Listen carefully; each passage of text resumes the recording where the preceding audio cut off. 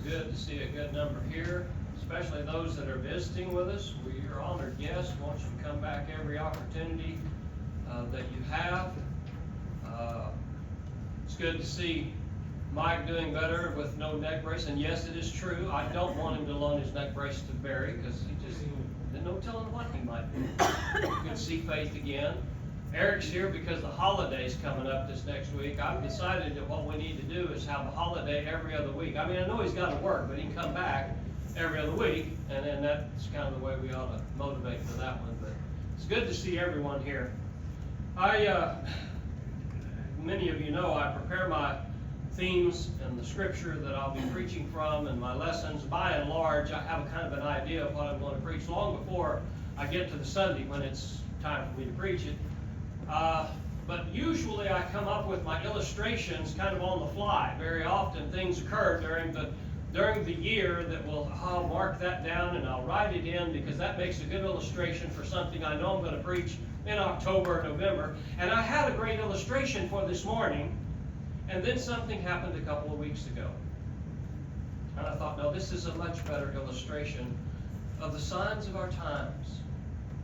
Now, I mean not to disparage the individual involved. However, I do need to tell you the truth about what happened. And I have a witness, by the way, one of our elders. So there's a very reputable witness that will back up this account. But when you look at the perilous times, the trying times, the struggled times that Paul was talking about to Timothy here, we're in those. And we're in a time when people have no gratitude. They have no sense of being grateful for what is given to them out of the charity and the goodness of individuals' hearts. Many of you remember last Sunday or the Sunday before, I don't recall exactly which one it was. Barry's up here teaching about the heart, and I have to say, Barry keeps teaching about getting our heart right, and every time Boyce comments, he talks about attitude. These guys are trampling on my sermon. I just want you to know that. But nevertheless, the sermon this morning is about the heart stuff, what goes on in our heart and how it's manifested. But we had a kid come in, and I say a kid, he's a young man in his late 20s more than likely, according to his California driver's license. And Barry's up here teaching, and he walks in with his, I assume, wife and 3 little ones, and just barges in on the assembly and walks to the middle aisle right in front of Barry. And I knew something needed to be taken care of here because that's kind of the way folks are these days. They have no regard, no rapport, no social bubble that would tell you, it's not right just to walk into an assembly where a man is speaking and disrupt the entire assembly. There's just no regard for that anymore. So I took one of my elders, I went over there to the side building, and we began to talk about what their needs might be. And he needed something, and you've heard the story, I'm sure, from many whose plight is terrible and could be, who knows.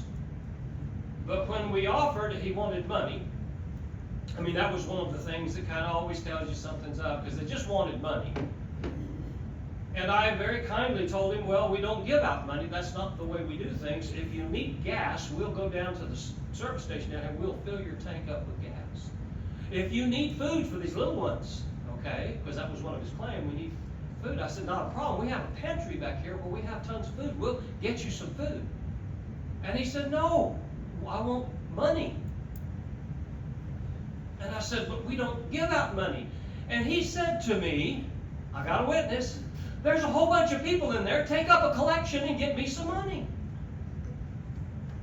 That's our culture these days. If you don't think that the last days that's talked about here is going on right now, you've misunderstood things like going all the way back to Acts, the 2nd chapter. When the apostles stood up and began to teach, if you'll notice in chapter 2, verse 17, Peter quotes from a prophecy from Joel saying that what you're seeing is going on right now. And he says, and it shall come to pass, notice this, in the last days. In other words, he's telling them the last days are occurring right now, and he tells them in the verse prior to that, but this is what was spoken, or this is that which was spoken by the prophet Joel, the King James says. So we're in the last days. And these last days, This perilous time in chapter 3, verse 1 is where we are right now. The last days will continue until Christ comes again. And these last days are perilous. And why is that? That it is so perilous? It's because of the attitudes and mentalities of people, amongst which are unthankful in verse 2, last term before the end of that verse. And what I want you to note is look at the company in which we find someone who is ungrateful or unthankful. Lovers of themselves, lovers of money, boasters, proud. You know, there's several lists of what I normally call the roll call of the damned. It's not a very flattering term, but it's kind of very descriptive of the individuals and what we're looking at when we shouldn't be like this. You should not be found in this list, okay? Look at Romans, the first chapter, beginning in verse 28, just to keep the whole thought together. Chapter 1 of Romans, beginning in verse 28, and this kind of explains why people are like they are, or manifest the things that they do.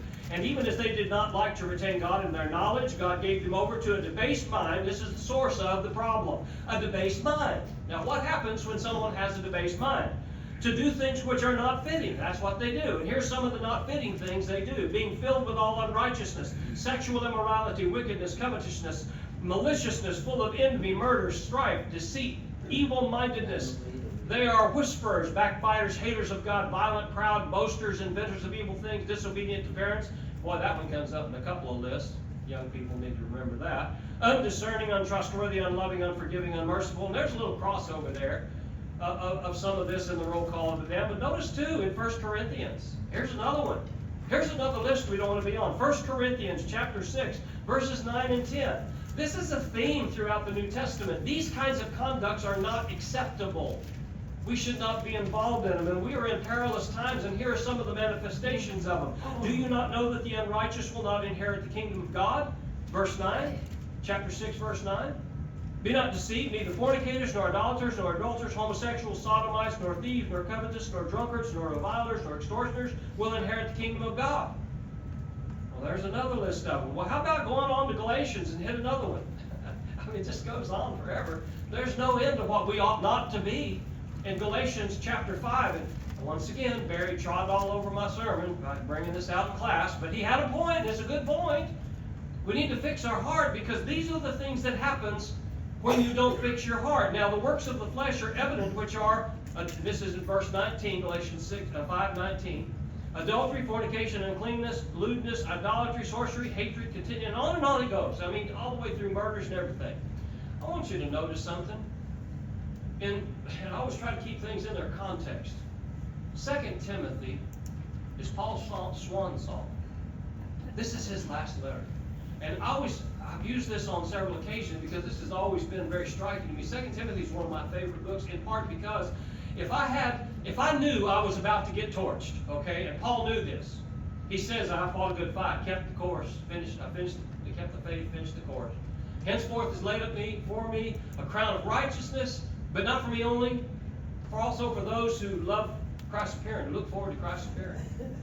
Paul's about to bite the dust. He knows it. It's coming. If you knew you were going to die tomorrow, what would you do today?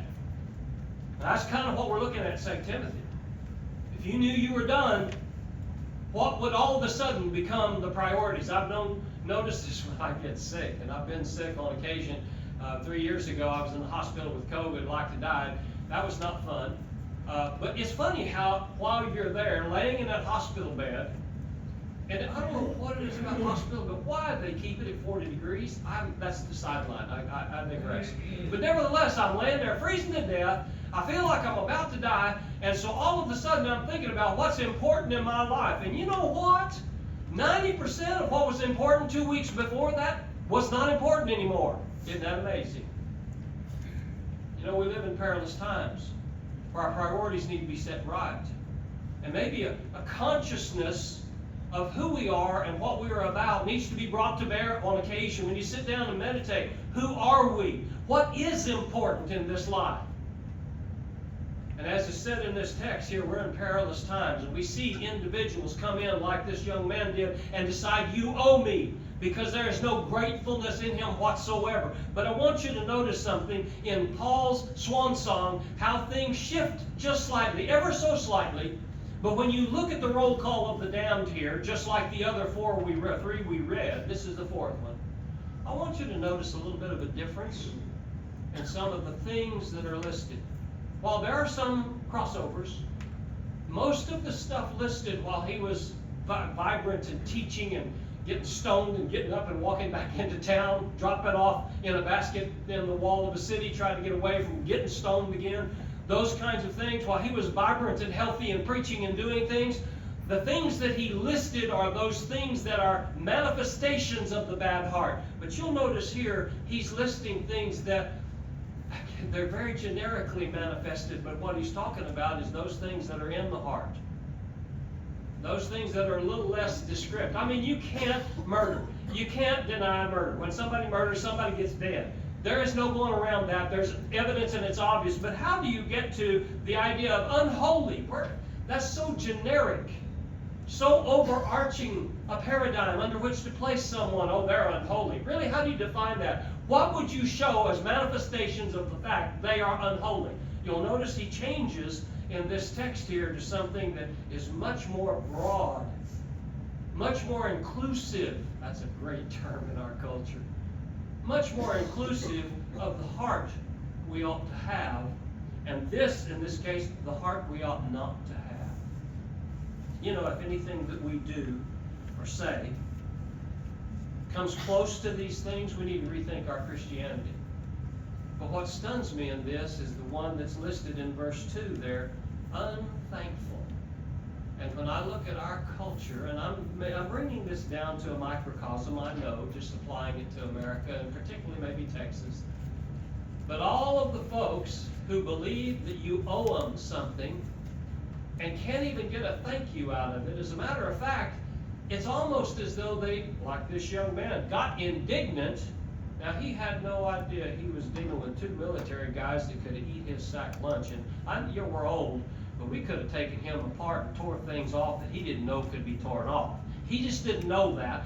But the arrogance and the in-your-face, you go in there and collect money for me, was repulsive. But that's what our culture is, very likely, in a large way. It's the way people are. And you know, the only light they're ever going to see possibly is you and me.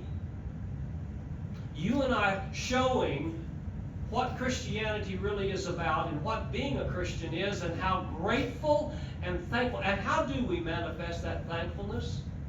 Because we're going to help any way we can. I'd have helped that guy at a heartbeat. I'd have gone over backwards to do that had he not been so arrogant and demanding about what we needed to do. But you know what? We need to be of a mindset, a heart that wants to do the best for them because we love people, we love their souls. We are willing to go out on a ledge and do the extra, whatever it might be, to help them.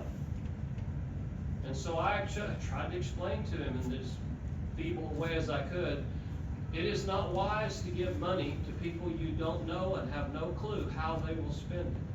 You see, it's God's funds that we are in charge of, and therefore I am going to be held accountable for the funds that I give out. I'm going to stand before God, and He's going to ask, how did you, as a steward of those great gifts that I gave you, how did you distribute those? And I'm going to have to give an answer for it. And if He takes the money and goes down and buys it a six-pack of beer, I'm going to have to stand accountable for that. Now, of course, the irony of this is this was not an isolated incident. The young man took his wife, that's who it was, and those 3 babies, and went all over town. Just FYI, for your information, and through the thread and through the grapevine, I found out he hit about 15 different churches here in town and took some for quite a sum, who were very disappointed in the fact as they gave him money and gave him gift cards and sent him on his way with wads of cash, to find out, oh, he had hit 5 other church buildings here in town and fleeced them too. You know, we have a responsibility to be grateful. And one of the things that's indicated here is that when somebody is one of these things, unholy, disobedient to parents, proud, blasphemers, or unthankful, notice the instruction given in verse 5. From such people turn away. There's a dual purpose in that, I believe. In the first place, you turn away from such people like that because you don't want them rubbing off on you. And that's kind of the way it is. You know, the people we hang with speak volumes about who we are as Christians. Okay? I know sometimes we are confined by our environment. We have jobs in environments. I feel sorry for some of those guys, and I've got good friends who work in prison systems. Boy, you got the cream of the crop there, do you not? Here you are, a guard in the prison system, and you got the society's best right there with you. There's no way to get away from some of the horridness of our culture because you're a guard in that prison and you're there. But we choose jobs sometimes, and I think we need to choose jobs wisely that put us in situations that allow us to do the best we can to be the Christians we should be. Sometimes your profession does not allow for that. I mean, there's some guys that are, you know, remote in the very nature of their job. They can't do that. I have a good friend, a rancher, a cattle buyer, goes all over the state. He told me flat out, I don't get to see people. I can talk to more cows than I can talk to people. Well, that's the nature of his job. But you know who you hang around has great impact on you. And if you're hanging around people whose attitudes and whose hearts are like this listed, well, those kinds of people you need to avoid because they will wear off on you. And we need to avoid that kind of thing. But also, too, we need to understand that these kinds of people will drag us down whether we believe with them in the same thing they believe or not. There's very often the case, and I know a young man who was put in prison. He was one of 4 young men who were in a car where 3 of the young men did something illegal. And because he was in the car with them, he went to prison. Evil companionships corrupt good ones. They do. I mean, your company makes a difference. And so what we've been told here, from such people, you turn away. What is ironic is that this is a general statement about our culture, but it's also a statement to Christians. He's talking to young Timothy, who is a minister of the gospel and teaching people about God. And in doing so, Timothy's going to rub elbows with lots of Christians, and he's saying, here are some indicators of somebody who hasn't got their heart right. They will be lovers of themselves, and on he goes into the list of the roll call of the damned. In fact, he does disparage them considerably as he goes on, talking about those who, in verse 7, are always learning and never able to come to a knowledge of the truth. I wonder about that sometimes. And my question is, how is it that you can learn so much and not know the truth? I don't know whether any of you are familiar with Charles Ingersoll, Dr. Charles Ingersoll. He was a famous atheist from England, came over and debated many religious leaders back in the 1800s. He ripped and tore. The man was erudite. He was incredibly articulate. He was wise and he was smart. And he knew the Bible better than most denominational preachers. And it got to a point where they would not debate him because he was eating their sack lunch. How does a guy that knows that much about the Bible not confess to it and not want to be a Christian? Because his heart is sour. That's how. Now that applies to you and I in this way. How do we, claiming to be Christians, and we should be claiming and being Christians, read something that goes a little sideways with what we've always understood and know, but there it is. How do we respond? Are we ever learning, but never able to come to a knowledge of the truth? See, that's condemned in this verse here. We need to be learning. There's all kinds of scriptures we won't even go into about studying and knowing God and learning who He is and how we ought to obey Him and what we ought to do. So we need to study. We need to know who God is. But we need to know what He says and incorporate it into our lives and not already have in our mind what we're looking for and find proof texts for it as we go through the book. We need to open our minds when we read God's Word. We need to allow Him to speak to us. And we need to accept those things He has said to us about how we should change ourselves and become more like Him. We're told that that's what we're supposed to do in Romans 12:1, where we're to transform ourselves and how? By the renewing of our mind. That's what this is talking about in 2 Timothy 3:2-5. We're talking about changing the way we think about things. Now, if we're going to change how we think about things, then we must understand that it's not just knowledge verbatim or per se. It's the knowledge applied to us because our heart is open to what truth is. And so he goes on, he talks about Jannes and Jambres, which, you can debate about that, and there's lots of fuss about who they were. But the common consensus, because of the Targum of Jonathan in history, mentions these two guys as being magicians that withstood Moses. Whomever it may have been is not really relevant. The fact is, by inspiration, Paul said these two guys were known during his time, and they resisted Moses. And what they were doing when they resisted Moses, because Moses spoke God's words, they were resisting truth. And this is where it all comes to a head right here. They resisted the truth. They're men who are corrupt, and what's corrupt about them? It's their minds. Once again, the heart, the mind of man, is critical to get right. Out of the heart proceeds all of the kinds of things that are horrible according to Jesus. We need to keep our heart with all diligence, because out of it are the issues of life. The stuff we see most of the times, in fact, in the lists of the roll calls of the damned and the 3 previous ones we read, those are all manifestations of something that is terribly wrong. But the terribly wrong is not just in the doing of them, it's in what went on in the heart to get there. I've always laughed about somebody, well, I just accidentally committed fornication. You don't do that. You don't accidentally do that. That's something usually that's planned, choreographed, sought out, done at night where nobody sees, it's dark, it's ugly. It's not an accident. It doesn't just happen.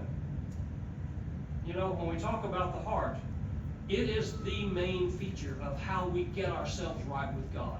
And that's what Paul, as his swan song, is telling Timothy. All these things that are manifested and all the other lists that he makes, he's saying what's really important is get your heart right. Get your heart right. If your heart is right, your body will follow suit. That's just the natural course of things. And so therefore, as Paul closes his life, and I always thought too, this is a very personal epistle, because knowing he's going to die, he writes his son in the faith. He had great personal love for Timothy. This was somebody close. If I was going to die tomorrow, and I knew it, I think today I would tell my wife how much I love her. I would tell my kids how important they are to me. But one of the things I would be most persistent about was my gratefulness to God for giving Jesus Christ. Because if I'm going to die tomorrow, I'm going to have my soul right with Him. And I'm going to have my heart right with God. See, that would be most important. If I knew I was going to die tomorrow, I want to get my heart right with God right now. Paul knew that he was going. And so he tells this young man, here's some attitude problems of people who really don't want to know the truth. They're always learning stuff, and they know lots of stuff, but their heart's not right. And because of that, you can see it manifested in their lives. Oh, friends, by the time people see the conduct that's unbecoming a Christian, it's long been established somewhere along the line your heart wasn't right. If you get your heart in control, everything else will follow. I believe Paul, at the end of his life, was saying that is the most important thing. That's what motivated him. That's why he became the great writer and epistle writer and the apostle that he was, is that his heart had totally been changed. We need to change our heart. If your heart's not changed, all the other stuff is just an act, and God sees through it. If you need to change your heart this morning, we invite you to respond to the invitation as we stand together and we sing.